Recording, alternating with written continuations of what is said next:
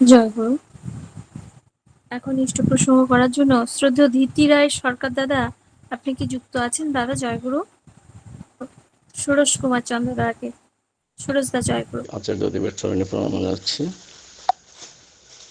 এবং আজকের এই মহতি অনলাইন নাম ধ্যান অনুষ্ঠানে যোগযুক্ত ঠাকুরের পুত্র পাঞ্জাধারী কর্মীগণ এবং অন্যান্য ইষ্টপ্রাণ দাদার মায়েরা সবাইকে আনন্দিত জয়গুরু জানাচ্ছি।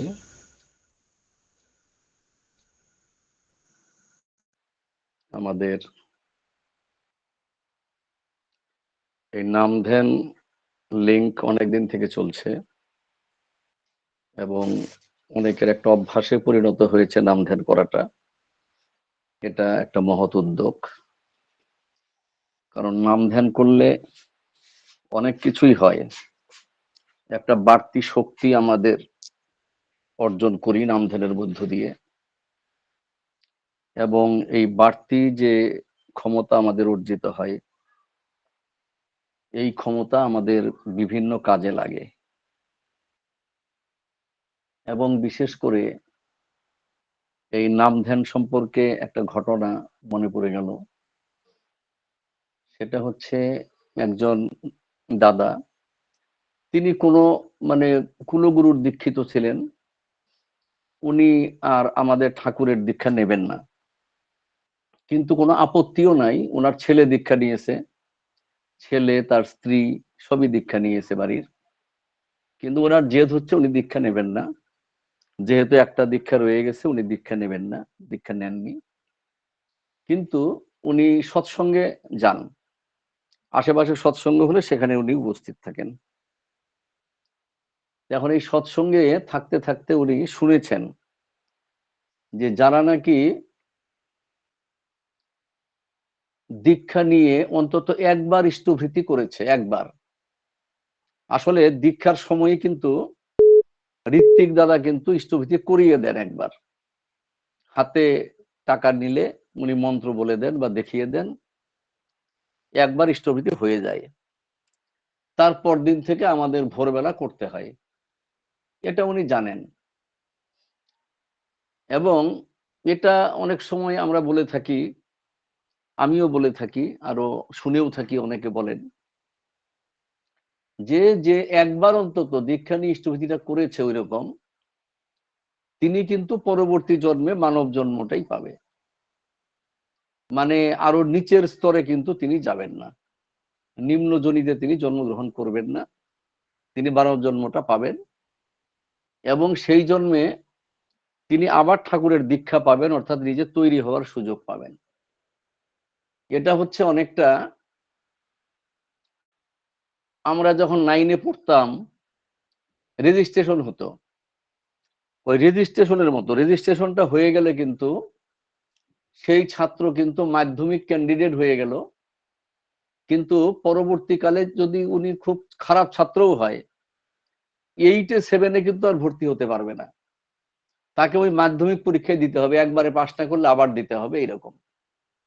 তার একটা জায়গাতে ফিক্সড হয়ে গেল যে উনি মাধ্যমিক ক্যান্ডিডেট। সেই রকম এই সৎ নামটা গ্রহণ করে যদি একবার অন্তত ইষ্টভৃতি আমরা করি, তাহলে কিন্তু মানব জন্মটা আমাদের ফিক্সড হয়ে গেল, যে মারা গেলেও আমরা মানুষই জন্মগ্রহণ করব, এবং আমরা হয়তো সৎ নামটা আবার পাবো সেই জন্মে। এটা উনি শুনেছেন, তাতেও গুরুত্ব দেন নাই দীক্ষা নেওয়ার ব্যাপারে। কিন্তু উনার একটা সময় খুব অসুস্থ হয়ে পড়লেন, তার বুকে ক্যান্সার হলো, বুকের একটা জায়গাতে ক্যান্সার হলো, এবং ডাক্তার বলেছেন যে উনি বাঁচবেন না, 1 সপ্তাহও বাঁচবেন না, 2-3 দিনের মধ্যে মারা যেতে পারে। এটা বলেছে, ওনার কানে গেছে খবরটা, উনি বুঝতে পেরেছেন। তো উনি বাড়ি এসে বলছেন যে আমি কালকে সকালেই দীক্ষা নেব, তুই ঋত্বিক দাদাকে ডেকে আনবি, আমি দীক্ষা কালকেই নিব। তা পরের দিন ছেলে তো চলে গেছে ঋত্বিক দাদার বাড়িতে, গিয়া বলছে যে হ্যাঁ, বাবার দীক্ষা নিতে রাজি হয়েছে, আপনাকে দীক্ষাটা দিতে হবে। এখন ঋত্বিক দাদা বলছে, তোর বাবাকে তো অনেকবার যাজন করেছি, আমিও করেছি আর অনেকে করেছে, তোর বাবা তো কথাই শোনে না, তা আজকে আবার কি হলো, বলে না, বলতেছে দীক্ষা আজকেই নিব, আজকেই নিব। তা দীক্ষা যখন নিতে চাইছে, দীক্ষাটা দিয়েই দেন। বলে হ্যাঁ হ্যাঁ অবশ্যই, দীক্ষা যখন নিবে, আমরা তো দীক্ষা দেওয়ার জন্য, দীক্ষার কর্মী আমরা, দীক্ষাদাতা কর্মী, চল যাই। তো এসে তো দীক্ষা দিয়ে দিয়েছে। এখন দীক্ষা নেওয়ার পরে তো আর যোগাযোগ নাই। এখন কয়েকদিন পরে ছেলেটা আবার ঋত্বিক দাদার বাড়ি গেছে মাথা নাড়িয়ে করে। ঋত্বিক দাদা বলছে, কিরে মাথা নাড়িয়ে করেছিস কেন, কি হয়েছে? বলে বাবা মারা গেছে। বলে তোর বাবা মারা গেল? সেদিন না দীক্ষা দিয়ে আসলাম, ভালো মানুষ, দিব্যি সুস্থ লোক, কি হয়েছিল? বলে না, বাবা তো সুস্থ ছিল না, বাবার ক্যান্সার হয়েছিল বুকে, গন্ধ ছুটে গেছিল। তা বলে গন্ধ ছুটে গেছিল, আমি তো গন্ধ পাইনি। তা বলছে সেন্ট দিয়ে রেখেছিলাম যাতে আপনি টের না পান। তা এখন ঋত্বিক দাদা বলছে, তাই নাকি, এই অবস্থা কেন, এতদিন না করলো, এবার দীক্ষা নিল কেন? বলছে যে না, আপনারা যেটা বলেন, উনি সেই কথাটা বিশ্বাস করেছে যে ঠাকুরের দীক্ষা নিয়ে একবার অন্তত ইষ্টভৃতি করলে উনি আবার মানুষ হয়ে জন্মগ্রহণ করবে, সৎনামটা আবার পাবে। আর উনি তো দীক্ষাটা নিয়ে দুবার ইষ্টভৃতি করলো, কারণ আপনি সেদিন করিয়ে দিলেন, পরের দিন সকালে ভোরবেলা মারা যাওয়ার দিন আবার করলো, দুবার করেছে, তারপর তো মারা গেছে। তাহলে উনি মানব জন্মটা পাবে পরবর্তীতে, এই আশায় উনি দীক্ষাটা নিয়েছে। এখন এটা শুনে ঋত্বিক দাদার মনে হলো, আরে বুকে ক্যান্সার হয়েছে, গন্ধ বেরিয়ে গেছে, আরে আমারও না বুকে ব্যথা সেই দীক্ষা দেওয়ার পরে। উনি একটু চিন্তায় পড়ে গেলেন, আরে কেন আমার বুকে ব্যথা তো ছিল না, কেন হলো? তা যাই হোক, ব্যথাটা একটু বাড়লো। উনি চলে গেলেন বর্দার কাছে, বর্দা তখন আচার্যদেব। বর্দা ওনাকে দেখেই বললেন, কিরে দীক্ষা দিতে যাস, নাম ধ্যান ছাড়া যাস কেন? নাম ধ্যান না করে দীক্ষা দিতে হয় না। তা উনি তো কিছু বুঝলেন না তেমন কিছু, উনি চলে আসলেন।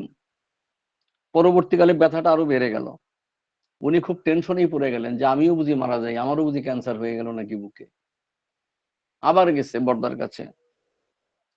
তখন বর্দা বললেন, এবারের মতো বেঁচে যাবি, এবারের মতো তোর খুব বেশি ক্ষতি হবে না, কষ্ট কিছুটা পেলি, হয়তো আরেকটু পাবি, ঠিক হবে।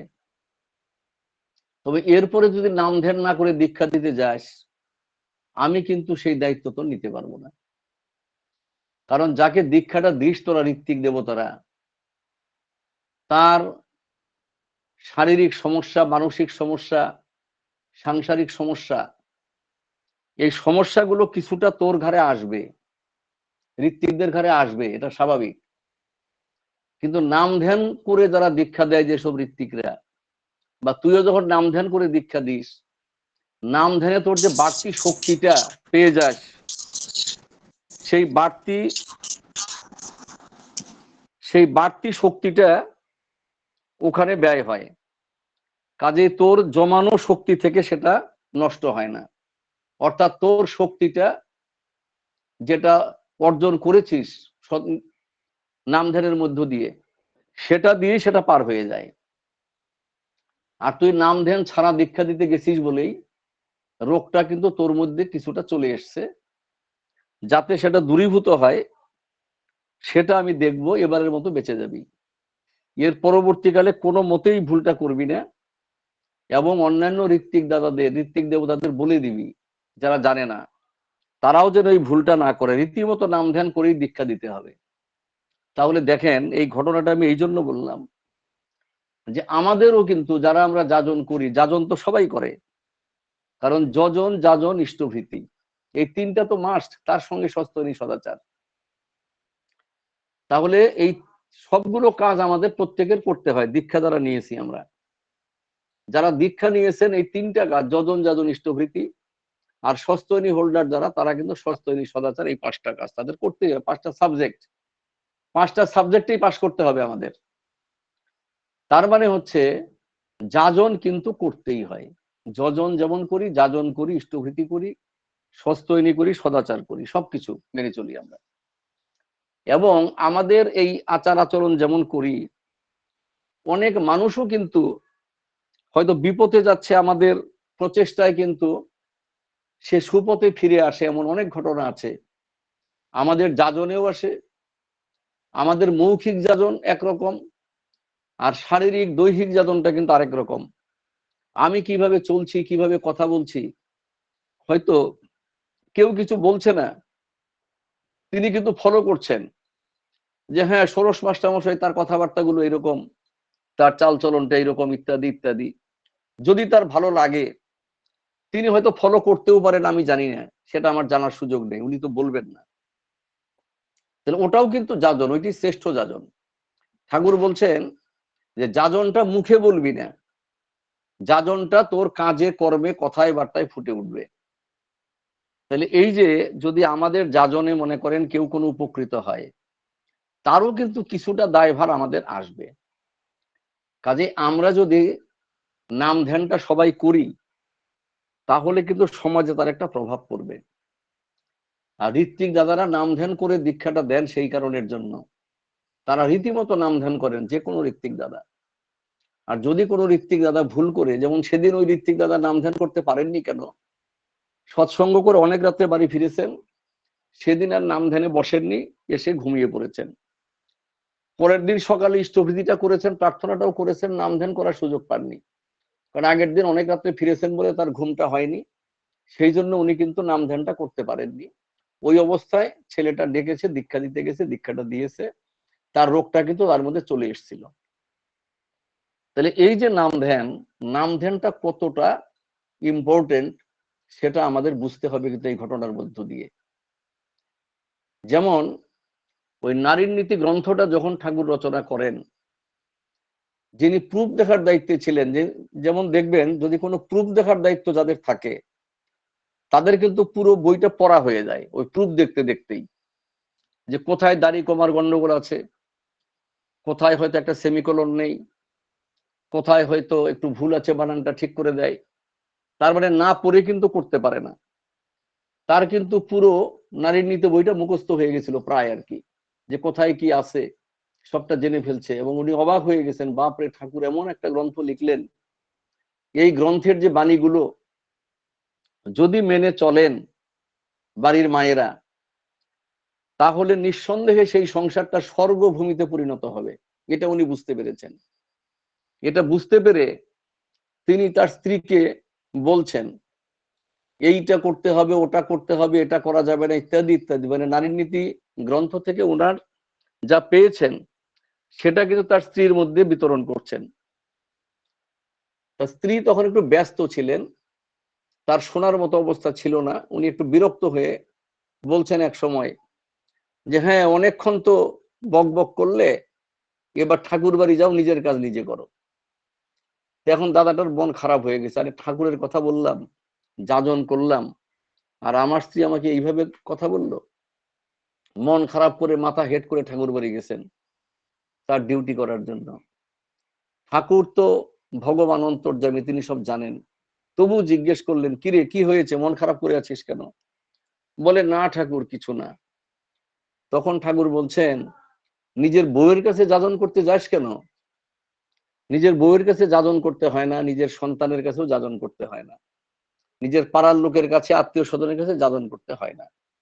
যাজন করবি দূরে, যেখানে তোকে কেউ চেনে না, সেখানে গিয়ে যাজন করবি। তাহলে তারা মনে করবে যে এই লোকটা তো কথাগুলো যে বলছেন নিশ্চয়ই নিজে মেনে চলেন, ওই জন্য আমার ভালোর জন্য আমাকে বলছেন। তারাও তোর যাজনটা কিন্তু গ্রহণ করবে। কিন্তু নিজের বউ বাচ্চার কাছে, পাড়ার লোকের কাছে, আত্মীয়ের কাছে যাজন করলে কি হবে জানিস? তারা তো জানে যে তুই কিভাবে চলিস, কারণ তুই তো সম্পূর্ণ আমি যেভাবে বলি সেভাবে চলিস না।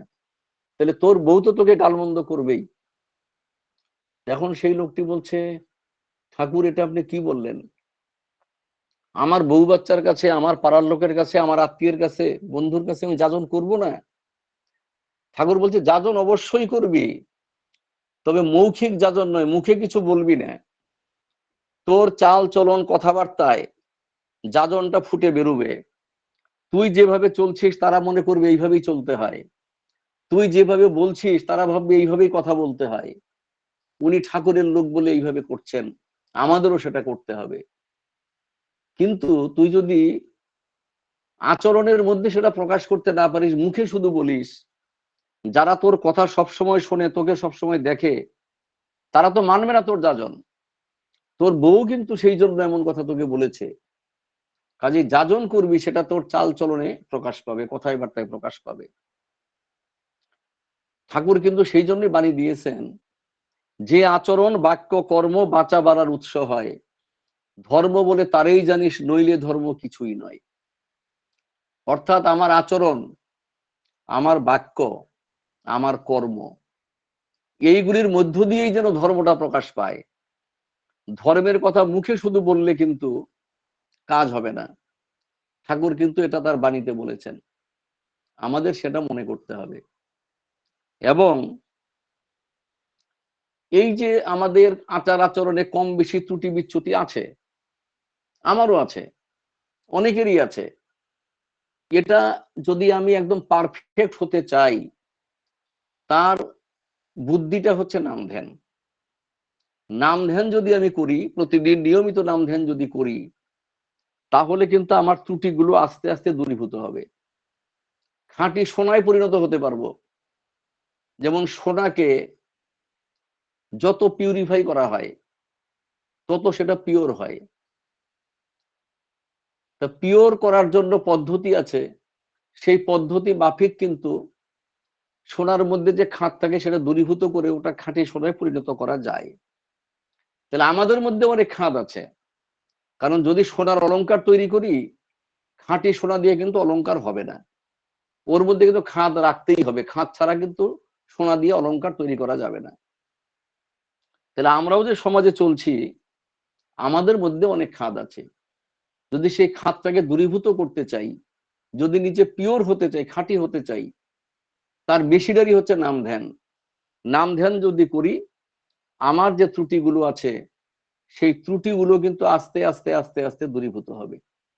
আমি একজন খাঁটি মানুষে পরিণত হতে পারবো। এটাই সাধনা। আমরা এই যে ঠাকুরকে ধরেছি, আমরা নিয়মিত মন্দিরে যাচ্ছি। যেমন আমি কিন্তু মানে ঘুঘুমারিতে আগে মন্দির ছিল না, এখন ঘুঘুমারিতে মন্দির হয়েছে। আচার্যদেব বলেছেন যে এই মন্দির, এটা 7 তলা মন্দির হবে ঘুঘুমারিতে। যিনি প্রথমে এটার ম্যাপটা করেছিলেন, আচার্যদেব বলছেন, এটা কতলার করেছেন? বলছে দাদা 3 তলার করেছি। বলছে এটা 7 তলা করা যায় না? বলছে হ্যাঁ দাদা, আপনি বললেই করা যায়। বলছে ঘুঘুমারি মন্দিরটা 7 তলা হবে এবং এখানে লিফটের ব্যবস্থা থাকবে, সেইভাবে প্ল্যান তৈরি করবেন। তা যাই হোক, সেই 7 তলা ভবনের কাজ আমাদের শুরু হয়নি। আমাদের আপাতত 2টো ঘর আমাদের হয়েছে। একটা ঘর পুরোহিত থাকেন, এখন পুরোহিত দিয়ে নিয়মিত পূজা হচ্ছে 2 বেলা। আর মাইক লাগানো হয়েছে, সেই মাইক যোগে সকালে এবং সন্ধ্যায় প্রার্থনা হয় প্রতিদিন। আমি যদি অনলাইনে কোনো প্রোগ্রাম আমার না থাকে যেদিন, আমি সেদিন সকালে হোক বিকালে হোক 2 বেলাই যদি হয় ফাঁকা থাকি, মন্দিরে চলে যাই, ওখানে প্রার্থনা করি। একটা আলাদা শান্তি পাবেন। দেখবেন আমি অনেককে বলি যে যদি আপনার সম্ভব হয়, তাহলে একদম ভোরবেলা চলে আসবেন, সকালের প্রার্থনাটা করে যাবেন, আবার বিকালে চলে আসবেন, সন্ধ্যা প্রার্থনাটা করে যাবেন। যদি এই অভ্যাসটা হয়, তাহলে নিজেকেই আমরা চিনতে পারবো না। মনে হবে আমি কি সেই লোকটা না অন্য লোক হয়ে গেছি আমি, এটা নিজেরই মনে হবে। আর যেদিন মন্দিরে যেতে পারি না, সেদিনও কিন্তু আমার কোনো অসুবিধা হয় না। কারণ আপনাদের মতন ভক্তদের সঙ্গে অনলাইনে হয় ইষ্ট প্রসঙ্গ করি, না হয় সঞ্চালনা করি, একটা কিছু করি। তার মানে কিন্তু গুরু ভাইদের সাথেই রইলাম। যেমন বড়দা বলছেন যে প্রার্থনা একা একা করলেই হয়, তবে সমবেত প্রার্থনার গুরুত্বটা আলাদা। যদি সমবেত প্রার্থনার সুযোগ পাও, সেটাকে অবশ্যই কাজে লাগাতে হবে। তাহলে আমরা অনলাইনে কিন্তু সমবেত প্রার্থনা করার সুযোগ পাই, এটা অবশ্যই কাজে লাগাতে হবে আমাদের। এই যে সমবেত নাম ধ্যান এখানে হচ্ছে, এই সুযোগ আমাদের কাজে লাগাতে হবে। কারণ একা নাম ধ্যান করা যায় ঠিকই, কিন্তু সমবেত উদ্যোগ যেটা, তার গুরুত্ব কিন্তু আলাদা, আমার বড়দা বলে গেছেন। আবার যদি মন্দিরে যাই, ওখানেও কিন্তু সমবেত প্রার্থনা আমরা করছি। যেমন আমাদের পয়লা বৈশাখের দিন সকালে অনেক লোক হয়েছে মন্দিরে, বিকালে অনেক লোক। আমি খুব উৎসাহিত হয়ে বললাম বিকাল বেলায়, আজকে অনেক লোক হয়েছে, লাইন দিয়ে প্রসাদ নিব আমরা। কথা শুনে সবাই খুশি মনে লম্বা লাইন করে ফেললেন, লাইন দিয়ে সবাই প্রসাদ দিলেন। তাহলে এই যে মন্দিরে যাওয়ার যে গুরুত্বটা, আর বছরে কমপক্ষে দুবার দেওঘর যেতে হয়, কমপক্ষে দুবার। আমাদের যেমন মন্দিরের প্রয়োজনে আমরা এক মাসে দুইবারও যাই কোনো কোনো সময়, কোনো কোনো মাসে। কিন্তু যাদের বাধ্যবাধকতা নেই দেওঘর যাওয়ার, তাদেরও কিন্তু আচার্য দেবকে দর্শন করার জন্য, কারণ আচার্য দেবের সামনে বসে থাকলেই কিন্তু অনেক কিছু পেয়ে যাবেন। যত গ্রহদোষ ইত্যাদি আছে, সামনে অনেক বাধা বিপত্তি আছে, সব কেটে যাবে তাকে দর্শন করলে। আচার্য দেবকে দর্শন করার জন্য কিন্তু দেওঘর যেতে হয় বছরে কমপক্ষে দুবার। আর মন্দিরে সপ্তাহে অন্তত 2 দিন মন্দিরে গিয়ে প্রার্থনা করতে হয় প্রত্যেকের, কাছাকাছি যার যা মন্দির আছে। আর নামধ্যানের লিঙ্কে যুক্ত হয়ে নামধ্যান করতে হয়। আর বিভিন্ন সৎসঙ্গের যে লিঙ্কগুলো আছে সেখানে যুক্ত হয়ে সৎসঙ্গে অ্যাটেন্ড করতে হয়। আমি ইষ্ট প্রসঙ্গ করলাম কিনা, সঞ্চালনা করলাম কিনা, গান করলাম কিনা, একটা গ্রন্থপাঠ করলাম কিনা, সেটা বড় কথা নয়, যুক্ত থাকলাম। আর অনেকে সৎসঙ্গ থেকে বেরিয়ে আসেন, এটা খুব খারাপ জিনিস। চেষ্টা করতে হয়, খুব অসুবিধা না থাকলে সৎসঙ্গে যুক্ত থাকলে যুক্তই থাকতে লাগে। কারণ যখন উলুধ্বনি শঙ্খধ্বনি দিয়ে প্রার্থনা শুরু হয়, তখন আমার ঠাকুর কিন্তু এসে বসেন, সেটা অনলাইন হোক আর অফলাইন হোক, সৎসঙ্গে এসে বসেন আমার ঠাকুর। আর যখন নাকি পুরুষোত্তম ধ্বনি দেওয়া হয় বন্দে পুরুষোত্তম করে, সেই ধ্বনি শেষ হওয়ার পরে আমার ঠাকুর বেরিয়ে যান। এই দীর্ঘ সময়, 1.5 ঘন্টা সময় আমার ঠাকুর যেখানে বসে আছেন, আমি যদি সেখান থেকে উঠে চলে যাই বা অন্য লিঙ্কে যুক্ত হয়ে একটা বাদ দিয়ে আরেকটাই চলে যাই, ঠাকুর কিন্তু খুশি হন বলে আমার মনে হয় না। এটা আমাদের একটু ভেবে দেখে ঠাকুরকে খুশি করতে হবে। আমরা মানুষকে খুশি করতে চেষ্টা করি, মানুষকে দেখবেন খুশি করা খুব মুশকিল। যে মানুষের যত বেশি উপকার করেছেন, সেই মানুষ তত বদনাম করবে আপনার, এটাই নিয়ম, এটাই স্বাভাবিক নিয়ম। ওই যে বিদ্যাসাগরকে একবার বলা হয়েছিল, অমুক লোকটা না আপনার খুব সমালোচনা করলেন, খুব আজে বাজে কথা বললেন আপনার নামে। বিদ্যাসাগর বলেছিলেন, আমি তো ওর কোনো উপকার করিনি, তাহলেও আমার সমালোচনা কেন করবে, আমার বদনাম কেন করবে? তার মানে কিন্তু মহাপুরুষরাও বলে থাকেন যে যার উপকার যত বেশি করবেন, সে তত বদনাম করবে, সে তত পিছনে লাগবে। কিন্তু ঠাকুরের যদি আমি গুণগান করি, আর ঠাকুরের গুণগান কিন্তু শুধু মুখে করলে হবে না, ঠাকুর যেভাবে চলতে বলেছেন, বিধি নিষেধ যদি মেনে চলি, বিধি মানে ঠাকুর যা করতে বলেছেন সেটা হচ্ছে বিধি, আর ঠাকুর যা করতে না করেছেন সেটা হচ্ছে নিষেধ। এই বিধি নিষেধ যদি আমি মেনে চলতে পারি, ঠাকুর যেভাবে বলছেন সেইভাবে চলতে পারি, আমার ঠাকুর কিন্তু খুশি হবেন। ঠাকুরকে শুধু প্রণাম করলেই ঠাকুর খুশি হন না, অনেকের দেখছি প্রণাম করেন রীতিমতো, মানে আমার থেকে অনেক বেশি প্রণাম করেন। দেওঘরে গিয়েও, ওই ঘুঘুমারি মন্দিরেও, সব জায়গাতে প্রণামের দিক দিয়ে উনি একদম লেটার মার্ক পেয়ে যান। কিন্তু যখন মুখ দিয়ে কথা বলেন, তার আচার আচরণ কর্ম করেন, তখন বোঝা যায় যে ঠাকুরের অনেক কথার বাইরে উনি চলছেন, এটা বোঝা যায়।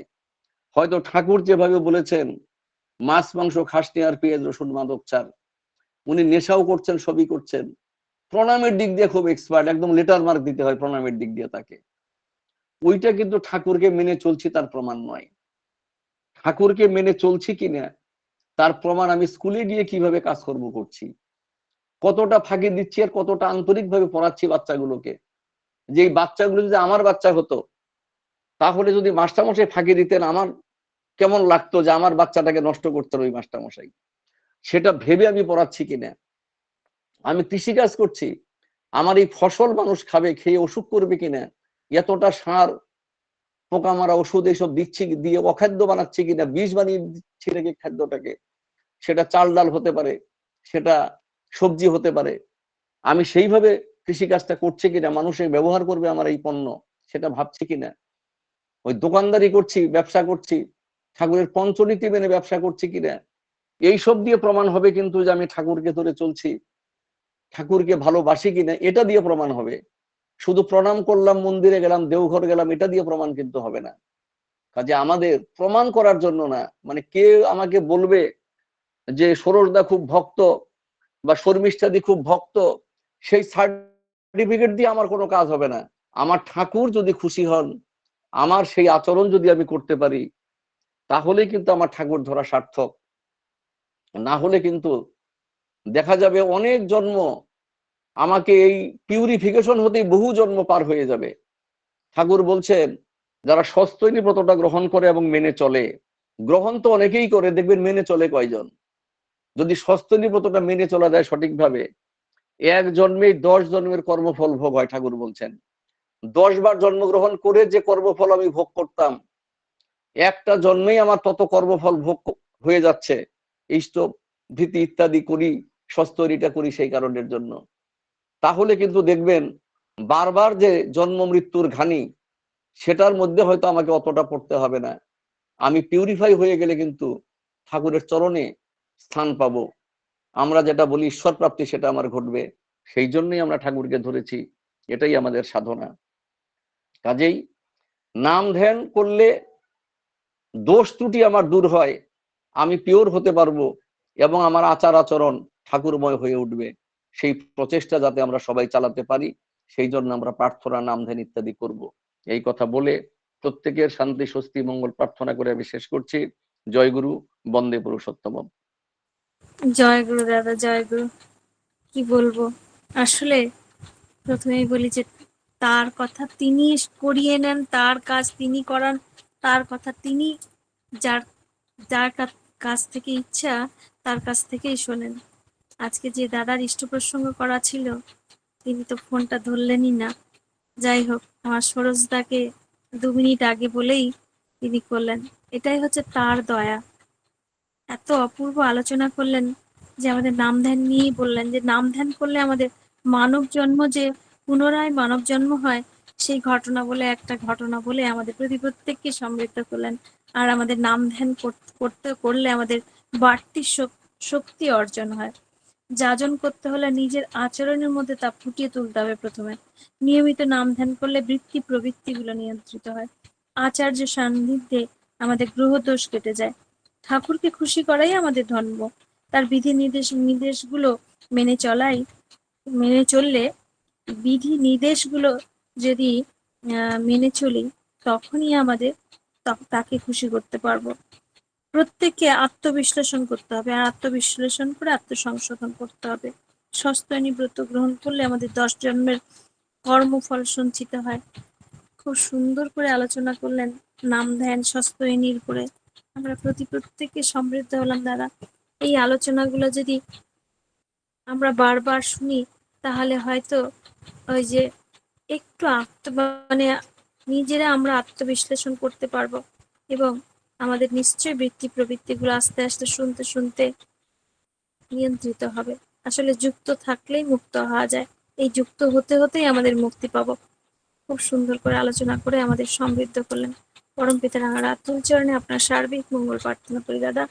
খুব ভালো থাকুন, সুস্থ থাকুন এবং পরিবার পারিপার্শ্বিক সবাইকে নিয়ে আনন্দে থাকুন। এই কাতর প্রার্থনা দয়ালে রাঙার আতুল চরণে। জয় গুরু। জয় গুরু, জয় গুরু। মানে